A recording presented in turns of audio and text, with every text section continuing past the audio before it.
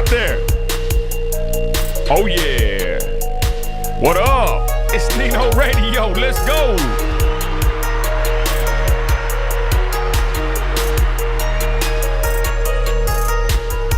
Okay.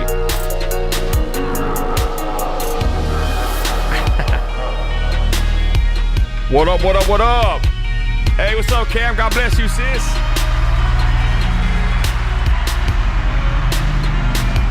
Okay. Oh, it's Twilight Tuesday, y'all. Tales of the Bigfoot. Something a little different for y'all. Shout out my Patriots. What's up, y'all? Hey, let's go. Hey, God bless everybody on here, currently watching now and on the repeat. Welcome to Twilight Tuesday, Tales of the Bigfoot edition. With Don Q, my co-host. I'm gonna bring him on, ladies and gentlemen, again on Twilight Tuesday. What we do here, y'all, is we take a break from politics and religion, which we talk about all day and all night on Instagram and Facebook, and we're bringing you something a little bit different, something somewhat paranormal and supernatural. Next week, we will have the Twilight Tuesday, the old maid, old hag edition, basically the, what do you call it? Sleep paralysis, next Tuesday. We're going to have some people call in and give their testimonies of this phenomenon that's happened to them and to many people, even people that I know. So, again, welcome to Twilight Tuesday, y'all. This is nothing to do with politics. This is just straight up Tales of the Bigfoot edition of Twilight Tuesday. Thank you for joining us now and on the repeat. With all that, y'all, thank y'all for joining us. God bless you and God bless America. Right now, y'all, I'm finna plug in the one and only, my co-host on Twilight Tuesdays, y'all. Y'all know him as the local Q resident. His name is Don Q. Don Q, are you there? Hello. Nino, what's going on, brother? Hey, what's up, Don Kizzle? How are you, brother? I'm doing good. I'm doing good. How's everybody out there in the Twilight Tuesday audience? I know we hit them with a big one last week. We hit them with the big one. Yeah, we hit them with the big one last week. I don't know if they're ready, Don. We were kind of laughing about it, right?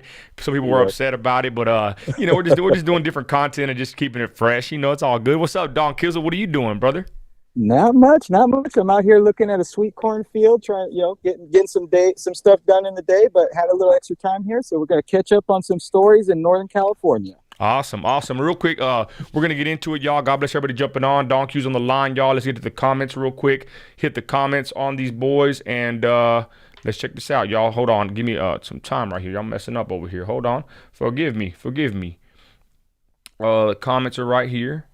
Boom. Let everybody get your shine on, y'all. God bless all the Patriots. Everybody out there watching. Juju's in here. I think Christy's in here. Pamela. All the Patriots, y'all. God bless y'all. And here we are on a Twilight Tuesday.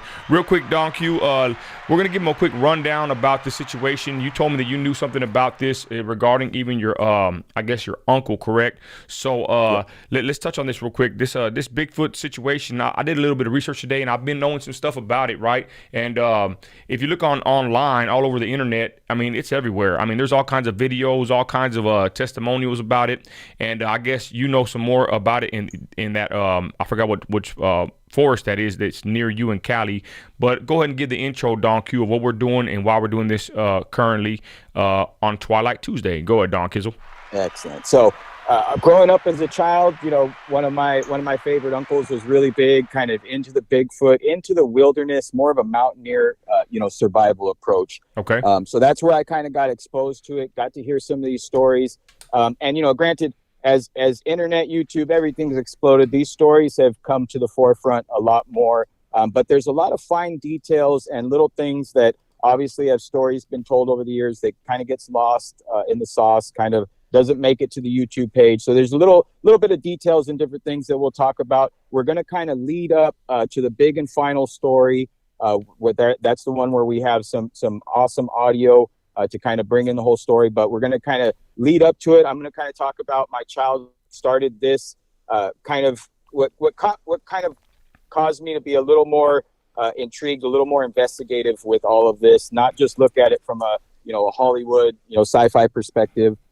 And kind of dig a little bit deeper because I had some real experiences and different things. And like I said, reading some of these powerful stories and true testimonies. Again, some of the largest police and man searches in American history took place during some of these stories that we're about to tell. So just some really good stuff. Some really, nothing nothing to nothing about a gorilla man walking around or photos or anything like that. Just a lot of unsolved mysteries that kind of link back to a common story, a common tale that is told throughout these mountain ranges. And that's the other thing that people need to know is we're going to talk about the Sierra Nevadas kind of center on Northern California, Oregon, Washington, Idaho area. But these stories, these tales are coming out of everywhere. We're hearing them, Wow. From the Smoky Mountains, in the south to all the way up into Canada and all the way into Alaska. So it definitely seems like if there's an additional species here on Earth with humanity, because again, that's something that we want to talk about, give a foundation. At one time, in case you don't know your history, and this is all based on scientists, archaeologists, everything like that. There was over 6 species of quote unquote humans on Earth at one time. Neanderthals and Homo sapiens just happened to be the dominant that pushed forward, and we coexisted at one time. Neanderthals have died out. It's now Homo sapiens, and there's reasons, rhymes, why different people say that happened. But Homo sapiens were much larger, or excuse me, Neanderthals were much larger than Homo sapiens and much smarter, much bigger brains. That's really hard for us Homo sapiens to understand because our race, our species survived and they didn't. But again, just to give some context on maybe what's out there, maybe what we're not understanding in the wilderness or in these stories, it could be remnants of Neanderthals or a species on Earth that we didn't even know about.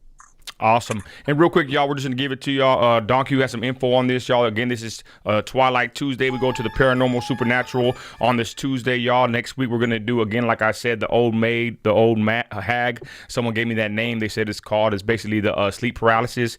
We did I want to do a quick spiel for that. We did a live about that. People called in. So, again, y'all, get ready. Donkey's going to tell a tale real quick, y'all, based on what he believes is facts and his family history. So again, y'all, it's not with politics and religion. We're taking a break for one segment today. So y'all bear with us, and we're gonna get into the Twilight Tuesday Bigfoot edition, y'all. So you about ready to knock it out, Don Kizzle? I'm ready. Okay, let me move over right here. All right, we're finna get into it, y'all. So go ahead, Don Kizzle, and give the spiel about Bigfoot in Cali. Excellent. So if I can go ahead and get everyone to kind of picture the scenery, picture the area, so as we tell the story and we go along, you visually can see it. We're in the most beautiful mountain ranges of Northern California. There is white fir, pine trees everywhere, creeks in the distance, rolling hills, different mountains, different things. Just a really beautiful forest atmosphere. That's kind of the picture and imagery throughout the story that we're going to tell that you got to keep in the forefront.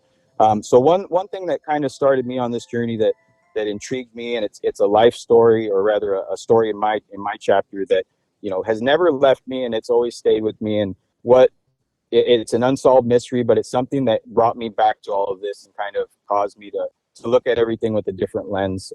When I was 4 years old, visiting with my uncle, I decided to take a little walk in his backcountry. My uncle lived up in a cabin in the mountains. And I started to kind of walk along the creek, and the two along with me, Skip and Spud. There were 2 cattle dogs, just 2 little queens and healers, came along with me. They kind of always did their own thing. They'd go run off, but we always kind of stayed together. Well, on this particular trip, I had drifted a lot further in the backcountry than I ever had before. I think I had just watched some movie, and I just felt, really empowered, like I can go and investigate and find something. So I'm walking along the creek, and I'm going, and I can visualize everything now that I'm telling the story.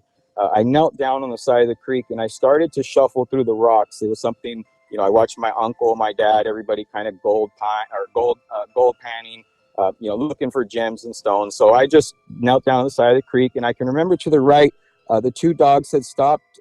Skip and Spud stopped right there next to me. I'm looking at the rocks, and all of a sudden, an overwhelming feeling came over me like I never could explain. I still can't explain it to this day, and I never felt it since. Something inside of me said, run. And it's something I can't explain. It's something, like I said, if you've ever felt it, you know exactly what I'm talking about. Without hesitation, I immediately stood up and started sprinting. As I'm sprinting, I look over my left shoulder, and I can still visually see both dogs standing there, almost confused at why I started to run. I remember one of the dogs' head cocked to the side. And I remember I looked forward and something inside of me just said, run. I kept running. I didn't stop running until I hit my uncle's back patio.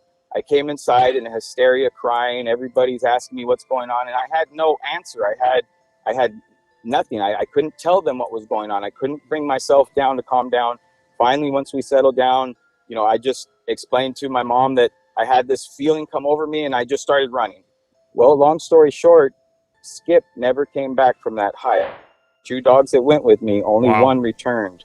Yeah. So my uncle, of course, he'll before when we were kids, maybe not to scare us and maybe to keep everyone grounded, he talked about maybe a coyote or a mountain lion got him, just kind of simple for him. But as I grew up and these stories, these tales kept coming out and more prevalent, especially from the mountain men and people that I met up in those areas, I started to get a different feel and a different take. So again, just a little quick personal story to lead you up to it. Now we're going to dive right into it, and we're going to start. Go ahead. Oh, well, sorry to cut you off, Donkey. But you know what that reminds me of? It reminds me of that creepy tale when that kid meets the devil in the woods. I know you didn't meet nobody, but he ran off too. You remember that creepy tale? Yes. That's a pretty creepy tale. If y'all haven't heard that one, y'all, it's a classic. Kid runs across the devil in the woods, and it got the same kind of vibe as your little story. So continue, Don. Go ahead. And like I said, the only thing from my childhood I could visually remember is the rocks in my hand and the creek running over. I can still picture both dogs looking at me.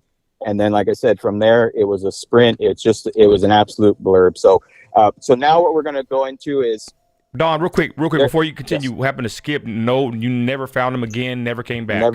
Never found him again, never came back. Yep. And would that be a normal occurrence? I mean, that was the first and only time that it happened to our family. It was not, okay. It wasn't a big story in the mountain towns and communities that we were around. Animals, dogs, cats disappearing was kind of a common occurrence. Again, all locals, everyone like that. We have bears, you got mountain lions. So again, nobody's mind, nor my mind at that time, my parents or anything, went to anything supernatural or, possibly Bigfoot. But nevertheless, it was a story that when I look back to in my history, it causes me to kind of just look at things with a different lens. Really try to look at things and understand it a bit different from that small experience. And Peter says, "Man, the woods are mysterious." So that's they really are. Would you agree to that, Don Q? Oh, 100%, 100%. As I've grown up through the years and been able to return and go to the woods, I've spent a lot of time. Obviously I went through the teenage years and all those years where I thought my bravery was bigger than anything. So I've gone drifting out into the woods at night. I've done all that. And yes, it's an uncharted territory. It feels like a different world. We're able to swim in the ocean and experience, that, but there really is something about areas that are untouched and undisturbed by human activity. There's something magical. There's something there that maybe we're not giving credit to. Like I said, we get so caught up in this rat race, so caught up in the Netflix and the daily grind that the world around us continues to move on. And there's plenty of places that we really haven't researched or looked at. One story I want to talk about real quick on that, Nino, was I think it was just 2 years ago, if I'm not mistaken, maybe 3 years ago now, because I'm getting a little behind on the story. But one of the last tribes in the Amazon was discovered.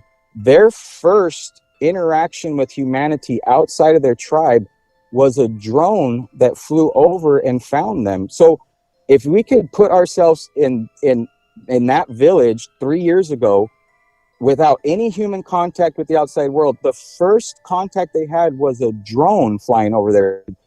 You can't imagine the story spinning out of that culture, that community now, because we look sci-fi to them. So just to help you understand how things get lost or time moves on, there's actually still people on the face of the earth that haven't integrated into our world. They still live in the wild, and that's hard for people to wrap their head around. Wow. Totally agree. Yep. All right, go ahead and continue, Don Q. Before I cut you off earlier, go ahead, brother. Okay, so I'm going to fall into a character. Let's go along for the ride, and everything will make sense as we go. Oh, yeah. Ring, ring, ring, ring. Hello. David, it's John. I got something important I need to talk to you about. I need you to meet me at the diner downtown, 9 o'clock. Is it possible? Yeah, John. You know, I got a few things going, but I'll meet you there. David walks into the diner, sits across from John, and he could tell that John's face was a bit puzzled. What's going on, John? Well, David, you know I wouldn't just waste your time for anything, and I appreciate you coming and sitting with me. I got something on my hands that I've been dealing with for a couple years, and I don't have anyone to talk to. And I know you're a retired detective, David, and you know you might have a little extra time on your hands. I want to know if you want to help me solve some mysteries in my mountains here. David kind of looks puzzled at John, and John is a 52-year-old senior park ranger. He takes care of some national parks in Northern California. So granted, David's a bit confused as he's sitting there. He can't even imagine what John's about to tell him. So John tells him, David, phone call after phone call, interview after interview, missing person after cold case. I keep running into these walls. I keep running into these stories that just go cold on me, and they're not making sense, and they keep adding up. David's sitting across from John. Well, John, slow down a bit. Tell me one of these stories, and you know what seems to be the problem. So John tells David, let me tell you a story about my friend Jim Carter. This took place 5 years ago. Jim Carter was a professional ski instructor and a professional photographer, wilderness photographer at that. So he knew the backcountry and how to navigate it like very few skiers in this Northern California area. Well, one day, David, he decided to get together a group of about 20 people, and it's about noon in the afternoon, so you know, plenty of sunlight. And this group he was going to take up to the top of the mountain, and as the group was coming down, he was going to get some really key kind of action shots and different photos of the group, just something neat for them to kind of you know, close in this Northern California trip that they did, because most of these people are from overseas in Europe.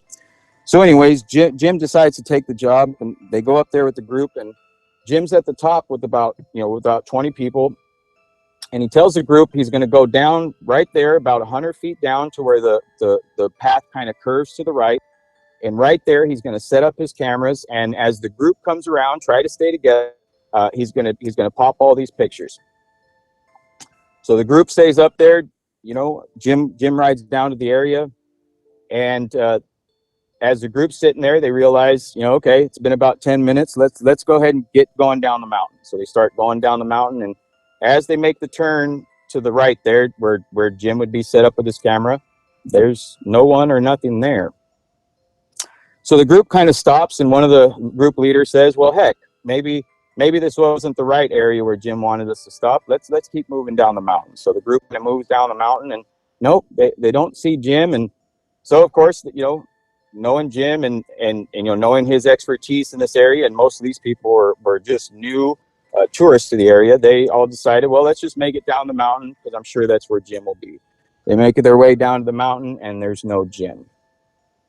From there, the group leader goes and reaches a park ranger. Park ranger, you know, comes up to the mountain. Again, everybody knows who Jim Carter is, understands he's a professional, and these wilderness are nothing to him. So, you know, nobody's really, you know, freaked out. Nobody's raising any alarms, you know. So park ranger rides a snowmobile up to the bend in the hill where Jim was supposed to be, and he notices a camera on the ground, kind of away from the turn, but kind of stuck in the snow. So the park ranger looks at it, and he looks up the path from the camera, kind of going into the tree line opposite of where the ski path was, where the group was. And he notices ski marks riding right into the trees, right through a path. And this park ranger knows that you can't leave the path. You leave the path, and there's what's called ice crevasses. They're big cavities that form in the ice that if you fall in, you know, more than likely it'll be your demise. These are not to be messed with. And again, that's why in these, you know, ski resorts everywhere like that, they have marked paths, marked areas where you're supposed to stay, so you know, kind of stay away from this danger. Well, this ranger observes that Jim rode that way. Well, he starts to follow the path, and he starts to realize something's wrong. So the park ranger gets on a snowmobile, rides down to the bottom, and a large search has begun. Now everybody's coming in from surrounding counties, and everyone's coming together to find Jim. Most people know Jim. He's well known in the area. So the search party goes, and of course the ranger takes them up to the spot where the camera was found, and other rangers, other people there start looking, and they all follow Jim's path through the tree line. And as they're going through the tree line, they start to realize that Jim, or rather this path of skis, went over 3 extremely large ice crevasses that anyone approaching at a decent speed would have had enough time to slow down and avoid them, or rather just turn back around and not even go that way. Jim continued over 3 of these. The Rangers reached the 3rd one and continued following Jim's path. They led right off a cliff to a 30-foot drop. They looked down on the drop and they could see disturbed snow, but no body, no equipment, no nothing. So now, granted, obviously, search now goes down to the valley where the ski path goes off the cliff. And you know, Dave, this is where it gets hard for me, because we had about a 75-man search party out there. With surrounding counties still coming, helicopters in the air. I mean, this was a major search because we had a storm moving in that night. So we wanted to find Jim as fast as we could. Well, about halfway through the search, about 3 hours in, with not a single trace, the only thing we had was a camera at the original spot. Four of the search party people come off the side of the mountain, and they said that they're not going back up on the side of the mountain unless somebody goes with them with a gun. Now, of course, David, that caused a little bit of worry in me, because I didn't understand it. We're here to save a man's life, and these people are acting like if something's out to get them. But one of the search people said that whenever they were alone, they felt like somebody was watching them. They felt like somebody was right over their shoulder. So they weren't going to continue the search unless somebody came with them and partnered with them. So the search continues. They comb the area for 12 hours. They come back the next day after the storm, still nothing. Not a trace of Jim to this day. Jim has never been found. On record, all the ski rangers have put their name on paper that the only thing they know from Jim Carter's story is he was pursued by something that caused him to run for his life, because he was a very smart, well-trained man, and he knew not to go down that path and at the speed that he did. Something pursued him and collected him at the bottom. Now, David, this story bothers me because Jim was a good friend of mine, and his family's not going to settle with that. His family's just not going to settle with he disappeared one day. So David sits across from John as he's hearing this story, and he's like, okay. And John tells him, no, David, that's not it. He's like, I got another story for you, and you need to hear this one. And David kind of sits up straight, and he's like, in that same area, no more than 2 years ago, I had a family, the Taylor family. They came up, brought their family to go out for the weekend, go camping. And this is during the summer months, so there's no snow on the ground. And there was another camp just a few feet away from them. Well, they had a few kids too. Well, it turns out the Taylor family and this family, they got together and they let the kids play, and everybody's having a good time. Well, Mr. Taylor kept an eye on his daughter, Susie, all the time. Everywhere she went, everywhere she ran, he kept an eye on her. Well, the kids are playing hide and go seek, and Susie makes eye contact with her father. She hides behind a tree. The kids all playing, and Mr. Taylor kind of looks away. He looks back.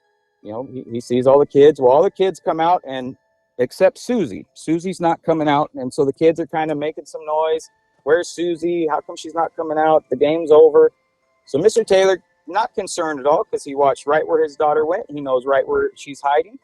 He walks over to the tree. As he starts walking over there, Susie, baby, come out from behind that tree. Come out from behind that tree, Susie. He looks around the tree, and Susie's not there. Immediately, Mr. Taylor sprints out into the forest. He runs into the forest almost 2 miles, screaming Susie's name, looking everywhere. He can't see her. He runs back to camp, and from there, one of the largest searches in American history has taken place. Just so happens there was a special force team up in Washington They came down and helped join the search.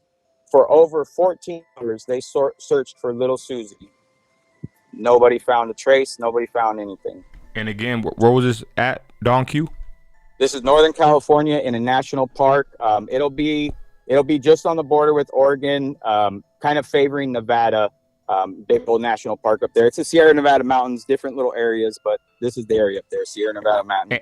And this is not fiction, correct, Don Q? This is not fiction. This is not fiction. I'll tell everybody where they can get these stories so they can go look them up for themselves. So, little Susie's not found after 14 hours, and obviously Mr. Taylor's getting frantic. Well, the search party decides to expand their parameter. They decide, and again, you got very intelligent wilderness people a part of this search group, and right away one of the gentlemen quickly chimes up and says, nope, there's no point in stretching the search out that far, because if there's no way, it's impossible that the little girl covered that ground that far. Understand, ladies and gentlemen, is out in the wilderness, it might be 10 miles from point A to point B, but you put terrain and mountain ranges in between there, and that 10 miles can turn to 50 miles extremely quick. And it all has to do with where you're stepping, where you're walking. Nothing's a straight line out in the wilderness. So on the second day, search party's getting frantic. Mr. Taylor's just absolutely losing it. A call comes through the radio. We found the girl. Search party gets together. They drive over to where they found the girl. 14 miles from where the girl was camped. And again, like I said, that's the straight line. So we're wilderness talk. We'll talk over 30 miles. That little 2-year-old girl covered over 30 miles in bare feet in a matter of 14 to 16 hours. She was discovered. So what happened was there's 2 searchers coming, screaming Susie's name. All of a sudden they look up on the side of the hill, in a little cave, out of a cave came the little girl, Susie. They ran up and got her. She had no marks on her body. She was not dehydrated. She was fed. She was fine. There was nothing wrong with her. The family overwhelmed to get her back. And again, put yourself in this position. And this is why, again, if I'm John, the park ranger, sitting across from David, this is the whole reason I'm getting you involved, is the story here just stops. The family's happy. They got their daughter back. She wandered off. End of story. What they keep forgetting to ask is, how did that girl cover that ground so quick? How did she survive the night in below 30-degree weather with no clothes on, no shoes? And how was she found unharmed in a cave? There's 3 major questions that nobody wanted to ask at the time, because everybody was just so, overwhelmed with joy that it was a success. But there's unanswered questions. And to this day, when Susie's still asked about that event, she has no recollection. She has no recall. She can't remember a single thing. So David sits back from John, and he's like, well, those are 2 interesting stories. David laughs. John laughs. David, if it was 2, I wouldn't have bothered you. My reports are getting to the thousands now of men being seen in the wilderness, 8 feet tall, 8 men attacking camps. Wow. Missing people, unsolved mysteries, everything you can imagine, David. So David sits back. In the thousands, John. In the thousands, David. All right. So David decides to take the case. And from here, what David does is he dives all throughout the years, everything that John can provide him with of police reports, reports of things in the mountains. So, and David wants to go all the way back. David's a true investigator, a true detective. He wants to go back and start putting the pieces together as best he can. So his trip takes him back to the 1950s. For the first police report out of the Sierra Nevada mountains, just outside of Grass Valley, in between Reno, Nevada. And the story that David uncovers is a story of Carl and Harry. And again, we're going to go through these stories real quick to get up to the grand finale. Carl and Henry were best friends that decided to go out deer hunting one day. And they knew the backcountry. They knew where they were going really well. They were professionals. This wasn't their first trip. Both really good, rugged men, both well armed, hip pistols along with their rifles. So they go and they get out to an area where they both feel comfortable. They know where they're at. It's kind of a valley area. And Carl tells Henry, hey, I'm gonna work up over here to this side. Um, again, when you're deer hunting, you need to know where each other at all the time. This isn't duck hunting. You're not gonna go spread around and get the birds to get flying. You need to know where each other's at. It's very, very important. So Carl and Henry, they, like I said, they know this country really well. This is not their first rodeo. They understand, but at the same time, they want to cover a little bit more ground, see if they can't get after that big buck they saw a week prior. Long story short, after a day of hunting and sitting, waiting, Carl didn't find, didn't get a single deer. Well, it's time for him and Henry to meet back at the rendezvous point. Carl walks back to the rendezvous point. It was just a fork in the trail, and Henry's not there. And Carl's once again, just like all the other stories, Carl has no concern or no regard for alarm. Henry knows this country better than he did. He's armed. He's well equipped. He has water. They've only been out there for about 4 or 5 hours. It was just a quick day trip. So Carl walks back to the car. Get it. If Henry's not going to make it back to the meeting point, I'm not going to wait for him. Carl goes back to the car and he realizes, well, shoot, it's getting pretty late. It's going to get dark here quick, and old Henry's not back yet. And he's like, well, shoot, some things start running through Carl's mind. Well, what if he fell? What if he needs my help? So Carl goes back and he kind of retraces all his footsteps, and then from the fork in the road where he was going to meet Henry, he decides he's going to take the route that Henry is supposed to take and see if he can find him. Well, he walks it, and by this time the sun's really going down, and he's screaming Henry's name, and he just can't see anything, can't hear anything. There's not any sign of Henry. So Carl walks back to his car, and he's a little bothered by this, but again, this is 1950, and these are hard men, so they're he's not raising any red flags. He's not too worried. And against Carl's best will, he gets in the car and he drives home that night. He just says, you know what? Henry's a grown man. Maybe he wanted to stay the night. Maybe he wanted to, do his thing. Again, Carl's having a hard time with all this. And at the same time, Carl does make a police report that day, just letting them know that, Henry didn't come back. But at the same time, told the police, hey, no search party, no nothing. Everybody knows Henry. He's fine. Like, just want you guys to be aware, it's something weird. So anyways, long story short, next day comes, Henry doesn't appear, and Carl's now really frantic. Obviously, Henry's family, everyone's family's just worked up, because this has gone beyond what Henry would do. This is beyond just hanging out in the woods longer or chasing a buck down. So a big search party kind of ensues, and they search the area. They're looking everywhere, and Carl keeps telling himself, he could feel he knows where Henry's at. Like these two are best friends, and dang it, they came into this valley together. They're going to leave together, and Carl had that on his mind. So Carl's just taking the lead. He's going everywhere he can, screaming Henry's name, running. Well, Carl had walked up this little ridge, and he looked down in the ridge in the valley, and all of a sudden he saw something in the middle of the valley, and it hit him hard, and he started running down, screaming Henry's name. And as he got closer, he could see it was Henry. Henry was laying on the ground. And he ran up and he grabbed Henry. Henry was laying face down. He rolled him over, and Henry was dead. There was no pulse. Henry was dead. So Carl was just all distraught. Obviously you get the whole search party. Everybody gets there, and the scene was just so, there's so many question marks, because there was just Carl laying face down in the dirt. Henry laying there and face down in the dirt. Carl's, talking with the other people, and about 30 feet away, leaned up against a tree, they find Carl's rifle, one expelled shell on the ground, and that's it. Now, from this story, the conclusion was Henry was squeezed to death. That's how he died. He had no lacerations. He had no cut marks. He had nothing. He had 3 scrapes on his wrist, light scrapes too, real mild.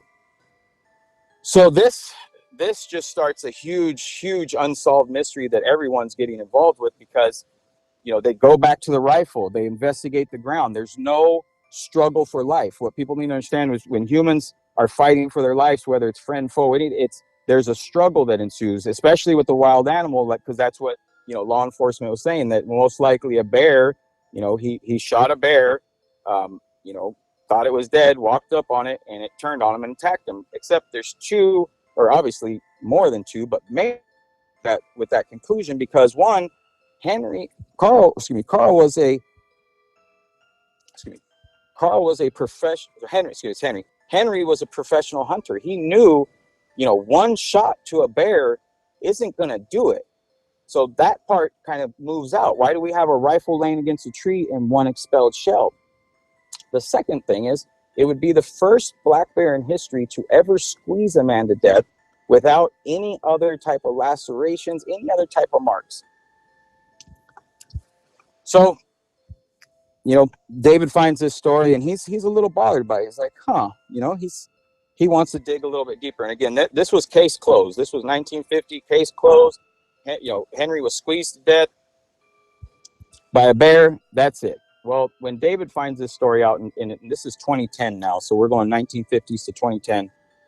David does a lot more investigating. He actually goes into the coroner report, which very few people got to see at the time.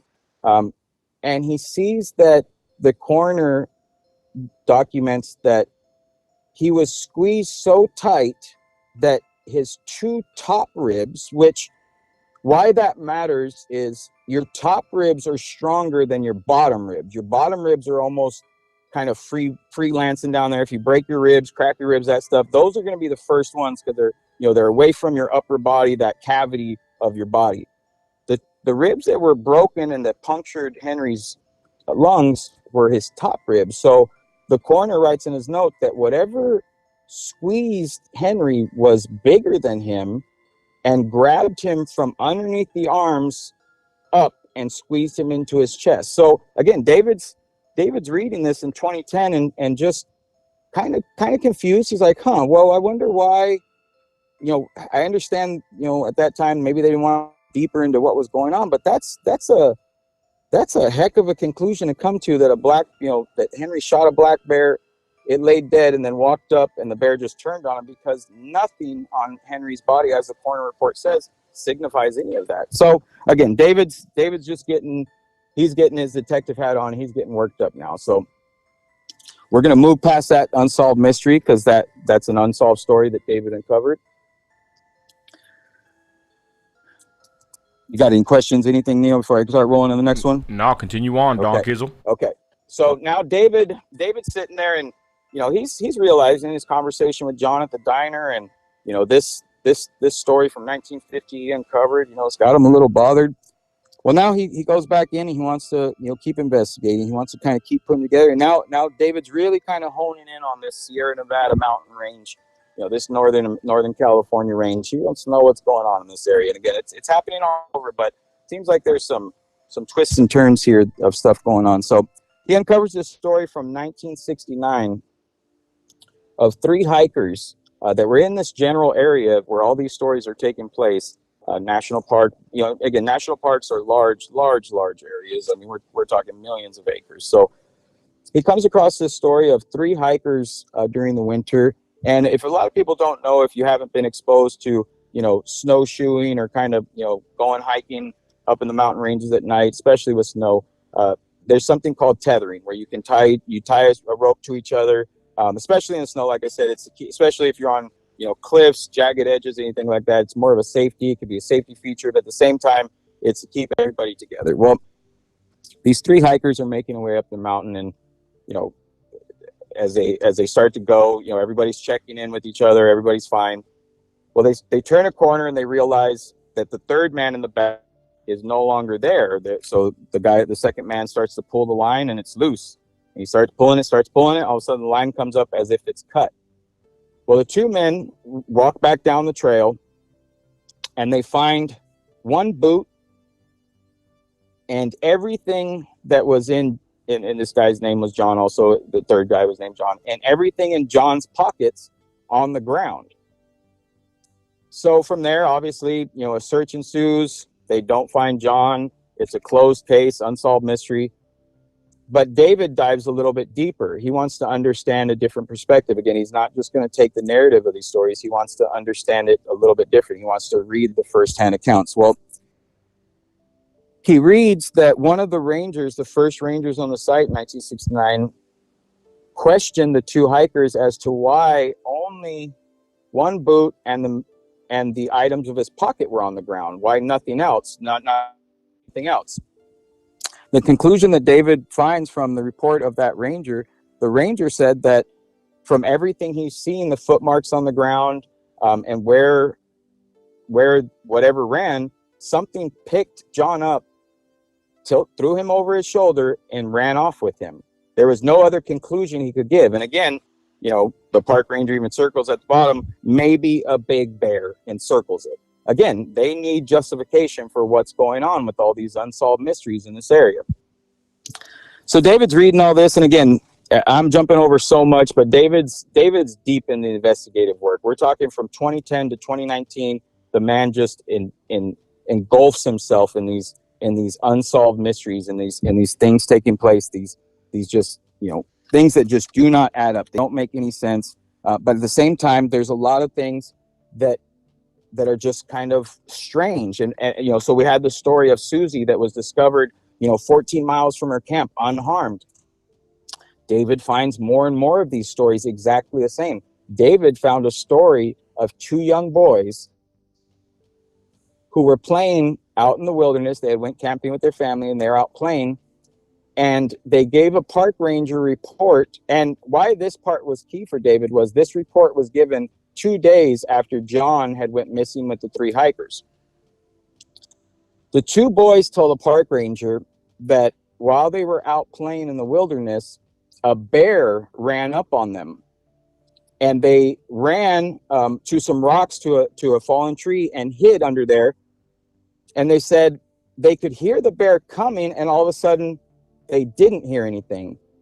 And then the boy said, and then the monkey took the bear and ran to the trees. And of course, David's reading this report. He's not thinking anything of it. And in the report also, one of the boys said, the monkey came back and was looking for us.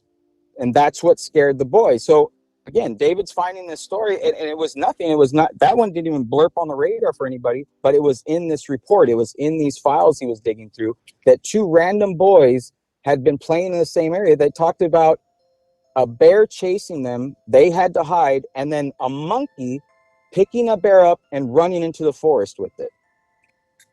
So David's kind of complex by this, and he's David's starting to uncover so much stuff. He even writes in the book, he doesn't even know if he's going to pursue any more of this, because it seems like it's going down a weird rabbit hole. Kind of real weird. All these stories adding up, right? Exactly. It's like a Twilight Zone episode. Continue, Don Kizzle. Yes. Okay. So then David finds a story that really set him back, and this is what caused David to really turn up the heat and turn up the investigative work, because he knew there could be more to all these stories if the right questions and the right people were asked. And the story goes like this. There was a family. They had went, again, the story is go camping. They went camping, and they had gone off to an area. And same thing, they were looking at, I believe it was a river that they wanted to see. And to get to the river, there was some shrubs in between the trail and the river. Well, it was a mom and dad and 2 sons. The sons were 6 and 4. So the mom and dad tell the 2 boys, "Hey, we're gonna walk over here to the river." And now when I'm saying this story, please keep it in context. They're within 10 feet. So we're not talking 100 feet. We're not talking a long distance. They're right there with them. They're as close as they can be. They can hear them. They can see them. So the parents, they're kind of want to go see the river. They just want to check it out. They know their boys are fine. They're right there. Nothing's going to happen to them. Everything's fine. Well, the oldest son, Billy, 6-year-old, he gets restless. It's Billy, and I think the youngest name was Bobby. Billy kind of gets restless, and he decides, I'm going to go walk over there with mom and dad, and, doesn't think anything of it. To this day, that is Billy's, biggest and worst regret is leaving Bobby. And he even says it, he's had interviews and stuff obviously since then. And that was his last time that he ever saw his little brother. From there, Billy walks to the river with his parents. Immediately when his parents see him, they're almost upset. Like, yeah, you left your brother over there? Like, poor little guy, so they go walking back over there. Not a trace of Billy anywhere, nowhere to be found. So the parents get frantic, the whole thing, search party ensues. nothing's ever found of Bobby to this day. Now, when David's reading this case, he uncovers that the park ranger had went around the park and asked different families if they had seen anything. Did you see anything? Did you hear anything? We got a missing child. Just trying to get some answers. Well, in the back of the report, the ranger had interviewed a family on the far campground, and he even wrote at the bottom of the report, basically to the tone of, looking for publicity. They don't know anything. The family told the park ranger in the report that just before Bobby had went missing, they had told another park ranger where in the park they could go to see some bears. And the park ranger told them, well, hey, you go over to this area, this time of day, there's probably a good chance you can see some bears. Just be careful. So this family walks over there, and, the dad's the one giving the report to the ranger. He said, I was holding my son in my arm, and I'm walking, and the mountain range is to my left here, so they're walking along the creek, mountain range to the left. He said, all of a sudden, out of the corner of his eye, something caught his eye, and he quickly turned, and he told the park ranger that he saw what looked like a giant bear moving like a man with a child's shoulder, moving so fast across the side of the mountain that it caused pause. He stopped dead in his tracks as he watched this creature run across the mountain and disappear. From there, that's the report he gave the park ranger. The park ranger didn't put it in there, nobody even gave it credit. They thought it was just all fake. David's the first one to uncover it in 2011, that another family saw something running across the side of a mountain with a child the same day that Bobby went missing. And there wasn't a trace of Bobby ever found. So now after David reads this story, now David's ready to go. Now he's fired up. Now he wants to really dig in and do some investigating, because he's realizing... And Don, sorry to cut you off, but this is all documented, correct? All documented. This is all documented. This is all real as it can come. So again, these were all just stories leading up to the story we're about to tell right now. And why this story is so important was this story I got to hear from my uncle as a child growing up. It's become, it's a bit of a thing. You can find it on YouTube. You can find it anywhere you want. But it is a true account. If I understand it correctly, I think 2 of the gentlemen out of this group are still alive. He doesn't do interviews or anything anymore because it's just repetitive. But this is the story of the Sierra Sound. That's what it's called. I'm sorry, let me give some context also. So David Politis, he's the detective. He wrote a series of books called The Missing 411. It's 4 books. They're absolutely amazing. They're super thick books, and that's how wild this is he's written 4 books. They're super thick. Each chapter is a different unsolved mystery that I just told you guys. I mean, I'm nitpicking stories out of him, but he has 4 extremely large books, and he does interviews on YouTube. This man is a true detective. He's not looking for clout. He's not even really animated when he talks. He's real. Yeah, it's not a show. It's not a show. Someone just asked. I pinned I saved the question, but somebody asked that name. Is that the man? But I guess that is the man, David. I don't know how to say his last name, but continue, Don. It's his last name is Paulides. And what people don't understand is there are people that search this out, that they research it. Steve Quayle's one that's big into this, into giants as well. So this is not just cool people making books to make money, y'all. Of course, they probably make money, but it's more for informational purposes and or to expose what's happening. Continue, Don Q. Yes, and one thing I want to throw out, just so everybody knows, David is not a believer in Bigfoot. Okay. He is just unbiased in his detective work. He is not throwing anything out. Everything is on the table, and he even says that on his little interviews. He's like, "Hey, I'm not saying what and who this is. I'm leaving it up to everyone else, but nothing is off the table because these stories all have holes in them, do not make sense, and there's a lot more to play." So we're gonna go into the Sierra Sound story and why this one is so important and why this one really just brings everything home, and kind of, again, all of these stories we just told will kind of, the Sierra Sound story mixed in there. And the Sierra Sound one, why it's so important is this is, and I think Nino's referenced it before, is we have an audio recording that has never been debunked. It's been analyzed, it's been scrutinized, it's been run through everything from top professionals. everyone's come to the same conclusion. This audio is unedited. The voice range is too high and too low for a human being. And at the time of 1971, it was impossible to dub audio the way this recording is. And what they're saying is, you know, on this recording you can hear the hunters and you can hear whatever creature's making noise. In 1971 with simple audio, that was not possible. That's the other reason that they're not able to debunk this audio. So that's something we want to keep in context. So here we go, the Sierra Sound. The year is 1970.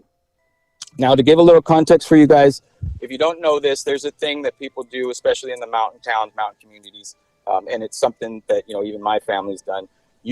There's people that go out into the wilderness and they basically make their own little hunting cabins, their own little hunting areas. It can be as simple as just a cleaned out area where you put your tents, all the way up to, I've seen personally, you know, extensive cabins built out of logs, you know, upwards of 10, 20 structures. I mean, some people go really, really crazy with this. And again, you don't own the land. It's just out in the wilderness. And it's just a special place that you know about. And most of these places, you know, good luck even finding them with the drawn map. You have to know where you're going, or somebody that's experiencing these backcountries, to find these little camps. That's why they like making them, as their own little little, you know, places. So and Ty said he sees something recently on this about hunters. They had a little setup. This is real. I watched the video of these guys. Says Tyler, but continue, Don. Interesting. Yep. Yes. So 1970, these three guys set up this camp out in the wilderness. And like I said, I can attest to it. I've been there. I've seen this. I've been to these places. They're absolutely amazing. And they always, you know, put them in the most beautiful real estate you can imagine. And what are they? They're just camps, or what are they? Yeah, like I said, you know, they can be as simple as just an area cleaned out, so you move all the logs and somewhere to put your tent with a fire, you know, fire pit. But what I mean is, out in the wilderness, when we come across these things, you know, if we're out hiking, we're out doing our thing, we kind of leave them alone. It's kind of a respect thing. It's like, hey, that's somebody's hunting cabin area. You know, let's not trash it. If we need a place to camp, of course you could stay there. But It's kind of like that. It's everybody's niche little areas, so to speak. Like I said, my family up in there has like to go to. It's just an area in the valley that, you know, we kind of call our own. A lot of mountain people, Northern California people, this is what they do.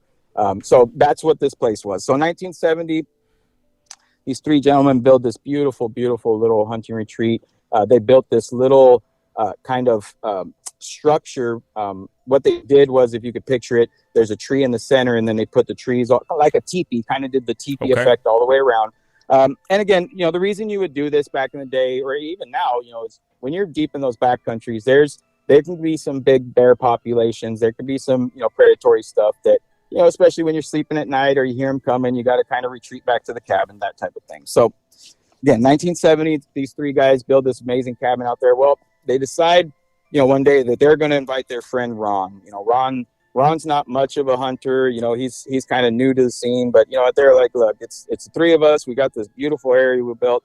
Let's take Ron with us. So Ron goes out there on the first trip with these three gentlemen, and you know, Ron talks about it just being heaven. It was heaven on earth. I mean, the deer were everywhere. I mean, there was a river in the distance, you know, as you could hear the creek running. I mean, just absolutely beautiful. And he talked about, you know, they hunted all day.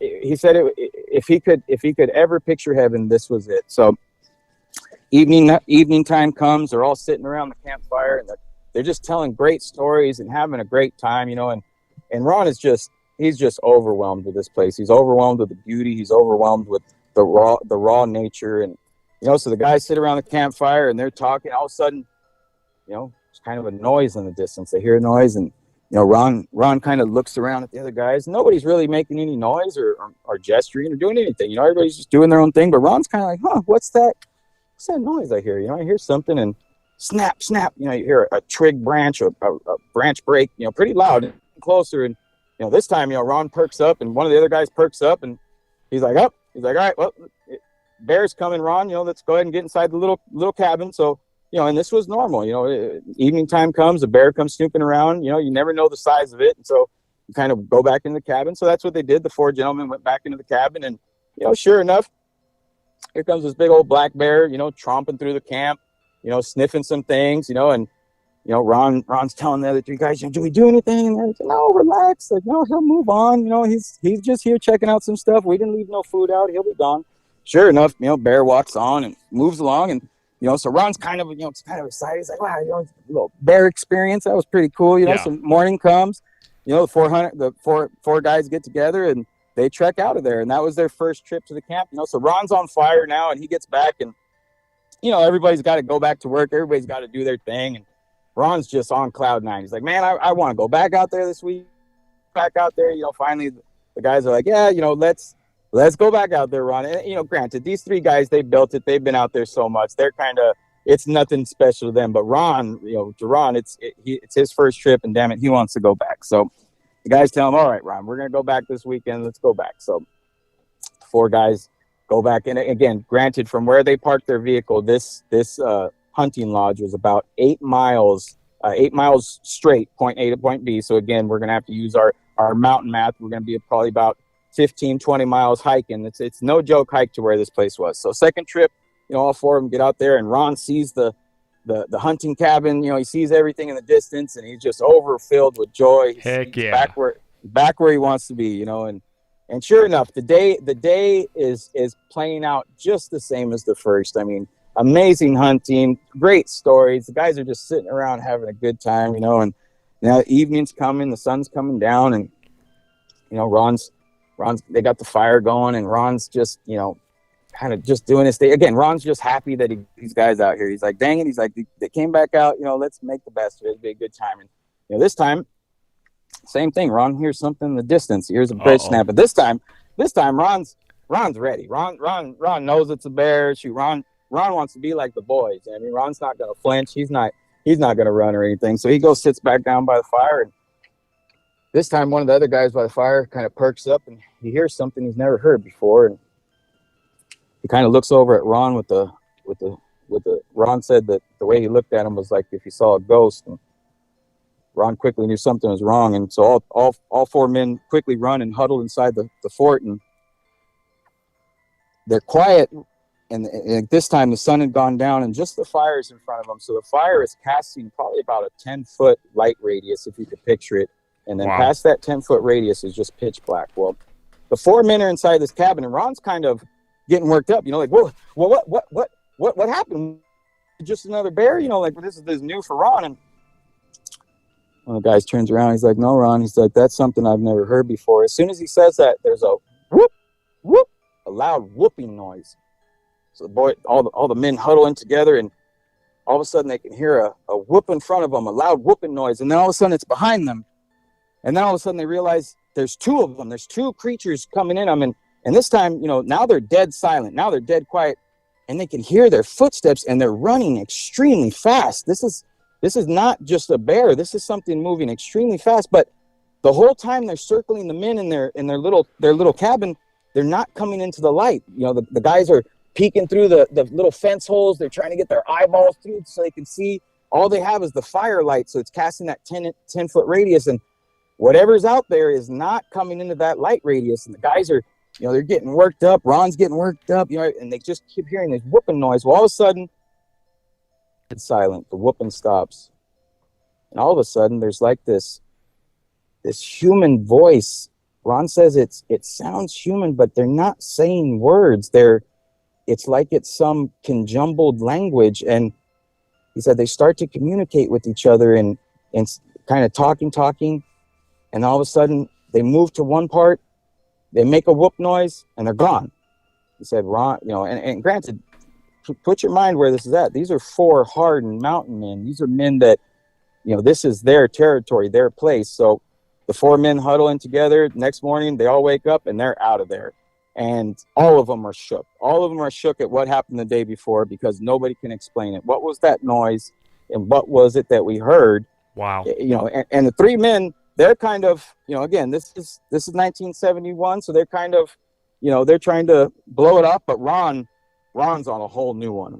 You thought Ron was lit up about finding the place. Well, now Ron's lit up at what the hell, and how are we going to find out? Because now, Ron's thinking these guys know. Ron's thinking they have an answer. Oh, that's a bear in heat, something like that. Ron wants some answers from these boys, and they don't got nothing. So he's he's losing his mind. And Ron just goes into this just super, you know, investigative mindset where he has to know, well, now he won't leave the three men alone. And granted, these three men did not have any desire to return back out there. This incident had just taken place, and they were, you know, again, they're not going to admit it. They didn't say it, but Ron could tell they were rattled. They had no interest in just rushing back out there because, you know, for them, this was unsolved. So finally, Ron convinces the three men that they need to go, that this is the trip. We need to go. So, and Ron tells them, this time I'm taking a voice recorder. This time, everyone, well, because what had happened was when they came back, and obviously, you know, Ron wanting to talk and tell everybody, Ron told everybody the story. Well, now the four men have become the last stock of the town. Now the four men are kind of a joke, and that's why the other three were kind of upset. They were like, well, I know something happened. I was there with you. We know we experienced it, but dang it, Ron, like, you know, now everyone thinks that, you know, we're crazies, you know. So Ron tells them, well, this time I'll take a recorder. This time they'll believe us. This time we'll capture it. So Ron finally convinces the three guys, and they do the hike out there. But this time it's not like trip one, and it's not like trip two. This time the men are well aware of what they're going back in there for. They're well aware of something being present out there that they don't know what it is. They've never seen or heard anything like it in their lives. So they're going armed. They're ready for war. In the 70s, he's not taking a camera. He's taking a sound recorder. And we'll continue. But real quick, Peter says animals and whatever live there, you're in their house. Continue, Don Q. That's right. So the four men, you know, like I said, they get out of their vehicle, and Ron before was carrying the morale. You know, the first two trips, he was keeping the boys fired up. You know, and the guys were almost happy to take Ron because he kind of had that youthful, kind of innocent attitude about it. Well, this time it's a somber gray feeling. I mean, just a raining cloud over the four men, because they know what they're walking into, or at least what they hope they're walking into. Or, you know, and at the same time, like one of them says, he's like, nah, I pray nothing happens. I pray, you know, nobody comes, because it's that serious for them. Well, the four men work out to the camp, and, you know, like I said, this time it's not hunting and a bunch of joy. This time it's sitting around waiting, and they're waiting for nightfall. These four men, Ron ready with his recorder, they're waiting to find out, because damn it, they're not going to be called crazies. They're not just going to have the town turning on them, because they know what they saw, they know what they heard. And again, this is where at, Don Q, to the listeners. This is called the Sierra Sound. It's the Sierra Mountains. Just kind of, so Nevada and California share the Sierra Nevada mountains. So it's kind of right up in that area. Northern California, it's Northern Nevada area. The Northern Sierras. So the four men walk out there, and like I said, they're sitting around. This time, you know, they get the fire going. You know, it's the day's dragging on. You know, Ron's trying to do simple things to keep himself entertained, but at the same time, there's not a word of conversation that can be had, because these men know where they have placed themselves. And like I said, Ron's hoping to capture something, but at the same time, they're all hoping nothing happens, because they really could use a night without any type of anything like that, because the second night, none of them got a drop of sleep. They all stayed awake. Nobody was able to sleep, because they were afraid of their makeshift little cabin they built of whatever that was reaching in and grabbing one of them through the panels. So it starts to set in, and they know, and sure enough, as they're sitting around the campfire, they start to hear footsteps running towards them extremely quick. So all four men huddle inside there, and Ron pushes record on the audio. Now, again, to give pretext, are we ready with that audio, Nino? I'm just waiting for you to give me the word. Okay, so just to give a little context to this audio, because we need to hear this audio, because this is where we're at in the story. All four men now have retracted to the cabin, and Ron is hitting record. Now, what I want you to remember as we listen to this, you're going to hear four whoops at the beginning of the recording. Those four whoops are the ones in the distance. Those are the four that, from everything that everyone has analyzed, they are not from a human, and whatever it was, from the tone and depth or range, whatever it was anywhere from 7.5 to 8 feet tall. Everyone across the board has signed off on that exact thing for this recording. Wow. I've never heard of Go this, ahead. Don Q, but continue. Oh yeah. So again, so on this recording, because I want everyone to understand. Now, these are four hunters. These are four hunters in 1971 that are pinned down in this cabin. You're going to hear four whoops at the beginning, and then you're going to hear a whoop that sounds really close to the recorder. That is one of the four men mimicking the sound back. That's what you did in 1970. That's what hunters do. They know to mimic the animal sounds back, and that's all he was trying to do. Again, they're intrigued now. They want to know. They want to see. They want proof for themselves. They, again, as scared as they are, there's also a sense of, the unknown here. So in this audio, you can almost get that sense. You almost get that feeling from their little conversations they're having. But put yourself in their shoes. Put yourself in those four men's shoes, looking out these slats into the darkness and hearing this audio recording. I got the chills. You ready, Don Q? I'm ready. Okay, is it loud or low? Because I'm gonna have it on my phone. So I can either turn it up or down. Is it loud or what's the level on here, Don? Before I play it, it's pretty medium. So, but we do want the audio loud because you gotta remember, this is a recorder in 1971, so it catching the audio, 20, 30 feet away that these creatures were, it's lower audio. So yeah, that's what you want to hear is them. All right, let me go ahead and get ready to play. Y'all, it's a minute and 11 seconds. Oh, I'm kind of nervous here, y'all. What an awesome feeling, y'all. It's great to get away from the politics, and here we go. Here we go, y'all. Let's go. Starting now.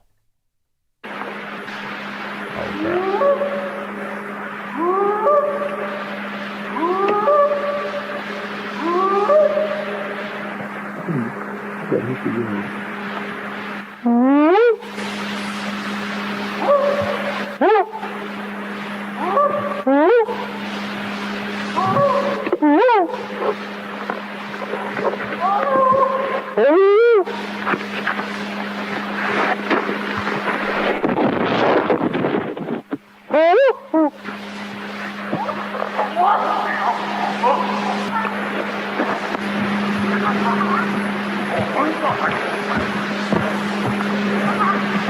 There's two of them across the creek at the big rocks.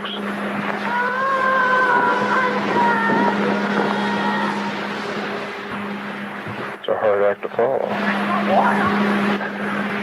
He sounds like he talks to us and they talk to each other. Yeah.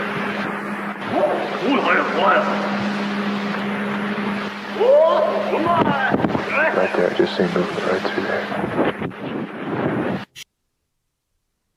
Woo! Hey, Don Kizzle, that's pretty wild, that little clip, bro. Right when I first heard it, that's like something I never heard in my life. Wow, Don Q with the audio clip here. Yeah, and like I said, that audio clip has been debunked. You can hear the hunters. Has it been debunked? Excuse me, has not been debunked. I'm sorry. And like I said, you can hear the hunters. When they're giving their little, I think there's two down by the rock. It's a hard act to follow. When they're saying these things, you can still hear the audio in the distance, and that's what everyone, professionals and everyone's like, look, that's impossible to dub to edit like that in 1971. Yes, and they want to play it one more time. We'll play it one more time before we go in here. Oh, yeah. Hey, Doc, what are your thoughts on this audio? To be honest, I'm hearing it, and these guys are they actually seeing something? Did they say that they were seeing something in the distance? No. So Ron talks about this, that they visually never saw anything. These creatures are so intelligent that they never came into the light. They only got recorded, and Ron continued his search for them years after this event and never ever had an encounter like this again. Wow. And matter of fact, Ron became a big person in this whole movement, obviously. And I know, he was older than in 1971. So I believe he's already passed, but I know at the end there, he got burnt out telling the same repetitive story, but he always got to wear the crown of this audio. This audio could not be debunked. So no matter how people wanted to call him crazy, write him off, you couldn't do it with this audio. And I'm gonna play it again, but real quick, how amazing is that? But how much could that kind of suck though, right? Like you experienced one time.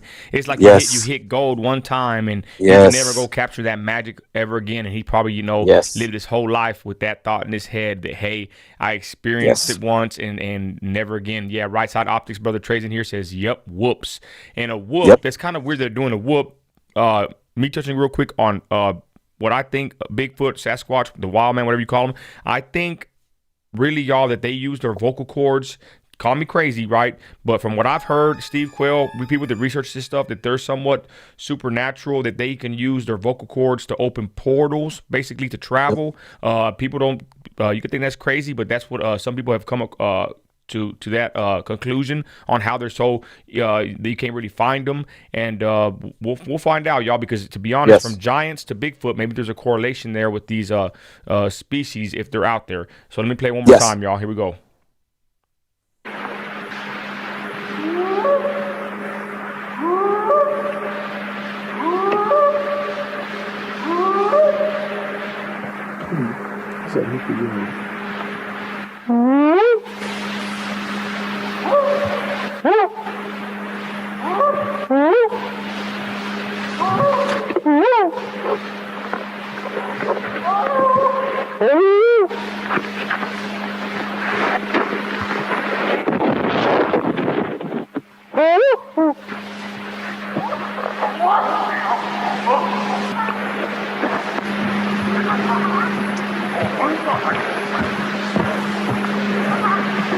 There's two of them across the creek at the big rocks.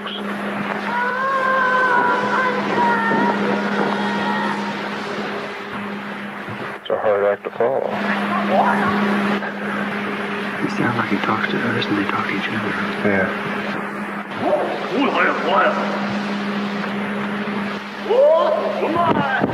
Right there, I just seen movement right through there. Hey, Don, it kind of sounds like they're primitive. What's the word? Like an ape. Did you kind of hear that kind of sound in it? What do people that analyze this sound? What do they say about this sound, real quick, Don Q? They haven't pinned it down. Nobody's pinned it down to anything. Nobody's, and what I mean by that is vocal range, right? The high and low, they can't pin that down. They can't say, oh yeah, a gorilla has that vocal range. A wolf, nothing that they know of has the vocal range high and low of that audio recording. Wow. Ladies and gentlemen, okay, well, let's wrap it up. Don Kizzle, you want to complete your story? Hell of a tale, y'all. This is creepy, y'all. I'm just getting the chills over here. I love listening to Don Kizzle tell a story.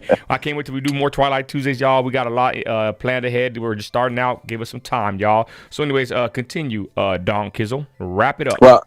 Well, like I said, that's the end of the Sierra Sound story. It's an amazing story, like I said. And when you really dig into that audio, so if anybody needs it, direct message me, I'll get it to you. But it is a lot of fun to listen to because there's a lot of small sounds, organic sounds that make it real. It's kind of Don, in my headset, I got these are some. I'm not gonna say they're high quality, but I can really hear a lot with these in-ear monitors, and I can hear like kind of an ape sound, and I kind of hear things that other people really can't hear on their phones. I can hear real clearly in these in-ear monitors, and it's really creepy, to be honest. And you could tell it's not a dub. It's like out in the distance, like they said. It's like out in the distance, and then they mimic it, and you could hear it's not the same sound whatsoever. Exactly.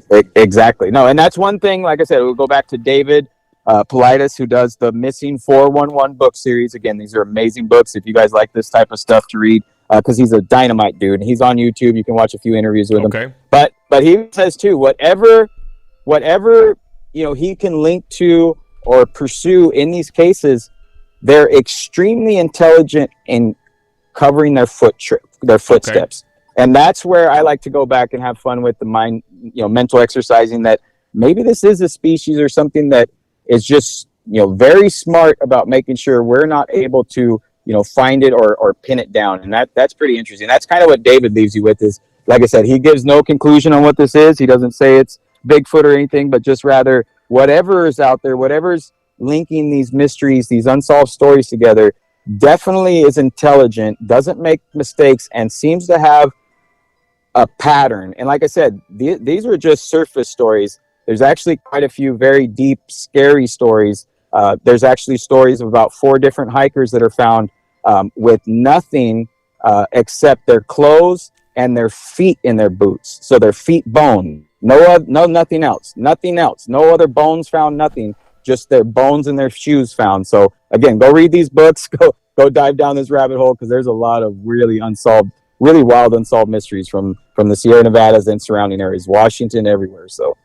And what are your thoughts on the Sierra, the forest there? Dawn, is a magical place where anything like this is possible, you believe? Nino, if I can go back to all my time, all my years in the forest, there is definitely something magical, but there's also something dark there, and I don't know what that is. I don't know what that overall feeling is, but you'll definitely get that feeling. It's hard to be, it's hard to be the little man, and you feel small in the forest. You feel like you're not, the dominant human like we are in everyday life. You get put in your place real quick. What a feeling. Yeah, exactly. So it's wild, man. Wow. Well, everybody, Don Q telling a heck of a story like always, y'all. We have a connection. We're making a connection with the Bigfoot expert, y'all. If y'all want to hear more of this, maybe we might get him on. I would like to get Steve Quayle on here. He's one of my heroes in this and giants and biblical topics, y'all. And we're going to continue on with our Twilight Tuesday again, y'all. Break from politics. To be honest, it's nice to get away from politics and to segue into something like this. Real quick, Don Q, we thank you for your amazing storytelling, brother. God bless you in California. Final words, Don Q. No, God, thank you, Nino. God bless you guys. And it's nice to take a break from politics, the everyday grind, but we're having victories every single day. Appreciate everybody being here, and looking forward to next week. And like I said, I just can't thank everybody enough for joining us and giving us an ear for the short period of time. And I appreciate each and every one of you. Hey, God bless you, Don Q. God bless you too, Nino. Thank you so much. And there he is, y'all. Thank y'all for joining us on Twilight Tuesday, ladies and gentlemen. Went a little bit longer than intended, but it's all good. That's what we do here.